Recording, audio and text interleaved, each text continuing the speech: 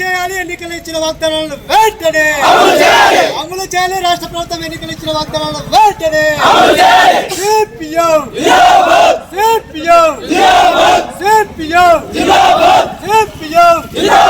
రద్దు చేయాలి. కొన్ని సమస్యలు ఉన్నాయి. ఈరోజు ఆదోని మండలంలో ఒక సగం మండలము జూలై నెలలో వర్షం లేకపోవడంతో దాదాపు మొత్తం అంతా కూడా పంటలు దెబ్బతినిపై కాపదశలోనే కాయ రాలిపోయి అంతా కాపంతా రాలిపోయిన తర్వాత ఈరోజు దిగుబడి రాలేని పరిస్థితి ఉంది.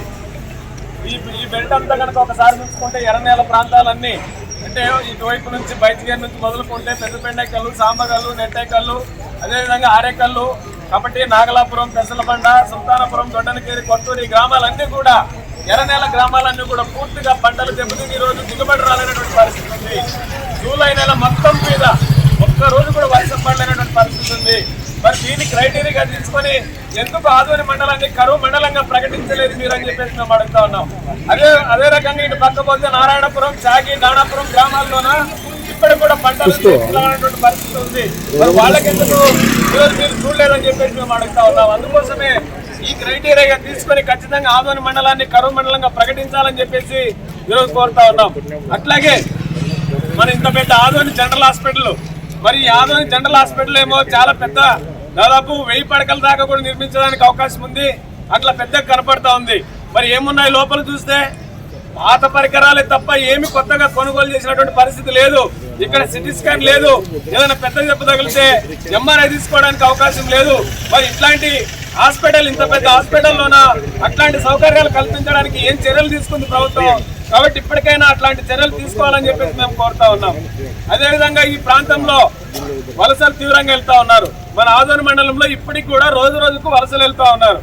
వలసలు వెళ్తుంటే ఈ వలసలు నివారించాల్సినటువంటి ప్రభుత్వము వలసల నివారణకు ఉపాధి పనులు లేకపోతే ఇంకా ఏదైనా పనులు చూపించాల్సిన ప్రభుత్వం ఈరోజు ఆ వలసలు నివారించుకోకుండా డమ్మీ రిపోర్ట్లు పంపి, తప్పుడు రిపోర్ట్లు పంపి ఆ రకంగా ఈరోజు పై అధికారులని తప్పుదారి పట్టిస్తున్నారు స్థానికంగా ఉన్నటువంటి ఉపాధి అధికారులు. ఈరోజు ఆదోని మండలంలో రాజకీయ జోక్యం చాలా తీవ్రమైపోయింది. ఆ ఉపాధి హామీ పథకంలో దాదాపు గతంలో ఒక 7-8 వేల మందికి పని కల్పిస్తుంటే ఇప్పుడు ఎంత కష్టపడినా ఎక్కడ కూడా ఆ రకంగా వచ్చే పరిస్థితి లేదు. ఇప్పుడు 3000 టార్గెట్ పెడితే కనీసం 700 మంది కూడా వచ్చే పరిస్థితి లేదు. ఎందుకోసం రావడం లేదంటే ఈరోజు ఫీల్డ్ అసిస్టెంట్లుగా పాత వాళ్ళని తొలగించి మా గవర్నమెంట్ వచ్చింది, మా కూటమి ప్రభుత్వం వచ్చింది, మీరు పక్కకు జరగండి, మేము ఎక్కుతామని చెప్పేసి ఆఫీస్ చుట్టూ తిరుగుతూ ఈరోజు ఉపాధి హామీ కూలీల్ని దెబ్బతీస్తా ఉన్నారు. ఇది చాలా నష్టం జరుగుతుంది ప్రజానికానికి. అందుకోసం మేము సిపిఎం పార్టీగా డిమాండ్ చేస్తున్నాం. ఈరోజు కూటమి ప్రభుత్వం మీకు నిజంగా సెంట్రల్ గవర్నమెంట్ మీ చేతిలో ఉంది, ఈరోజు మీరే మోస్తున్నారు సెంట్రల్ గవర్నమెంట్ ని.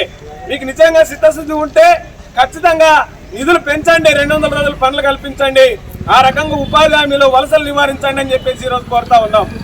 ఉన్న దాంట్లోనే రాజకీయ జోక్యం చేస్తున్నారు. ఈరోజు పాండవగలు చూస్తున్నాం మనమంతా.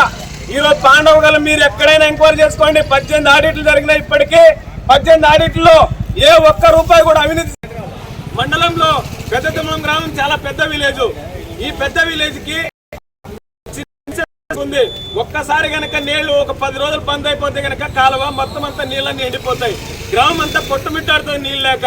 మరి ఎందుకు అదనపు ఎస్ఎస్ ట్యాంక్ ఏర్పాటు చేయలేకపోతున్నారు? 5 నెలలుగా వస్తుంది, మీకేం కళ్ళకు కనపడదని చెప్పేసి అడుగుతా ఉన్నాం.